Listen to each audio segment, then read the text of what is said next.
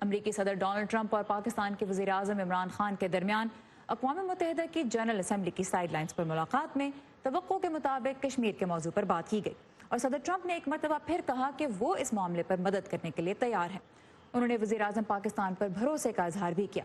لیکن اس سے پہلے امریکی صدر نے بھارتی وزیر اعظم کے جلسے میں بھی شرکت کی جنہیں وہ اپنا اچھا دوست قرار دیتے ہیں۔ تو سوال یہ پیدا ہوتا ہے کہ کشمیر کے حوالے سے امریکہ کی پالیسی کتنی واضح ہے۔ جنوبی ایشیا کے لیے acting assistant secretary of state Alice Wells نے وائس آف امریکہ سے بات کرتے ہوئے کہا ہے کہ فریق ممالک یعنی پاکستان اور بھارت کے درمیان بات چیت کی حوصلہ افزائی طویل عرصے سے امریکہ کی پالیسی رہی ہے، اور اقوام متحدہ کی جنرل اسمبلی کے اجلاس کے موقع پر ٹرمپ انتظامیہ ایک اہم ایجنڈے پر کام کر رہی ہے جو کہ امریکہ کے قومی سلامتی کے مفادات کے لیے جنوبی ایشیا کی اہمیت کی عکاسی کرتا ہے۔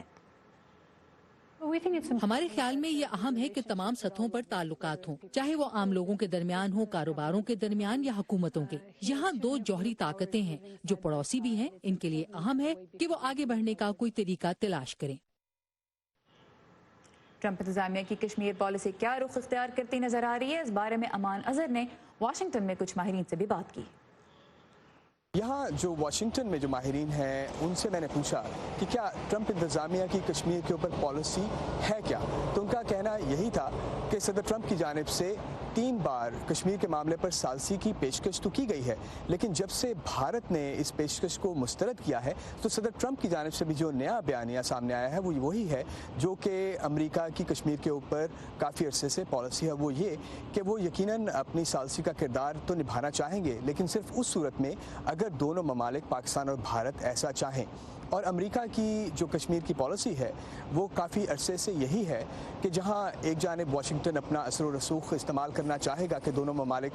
مذاکرات کی میز پر بیٹھ کے کشمیر جیسے مسئلے کو حل کریں، لیکن جتنی بھی سبسٹینٹو گفتگو ہے کشمیر کے اوپر وہ دونوں ممالک کے درمیان باہمی سطح پر ہی ہوگی، اور اس معاملے پر نہ تو کسی قسم کی کوئی چینج آئی ہے اور نہ ہی مستقبل قریب میں اس امریکہ کی اس اپروچ میں کسی تبدیلی کا امکان ہے۔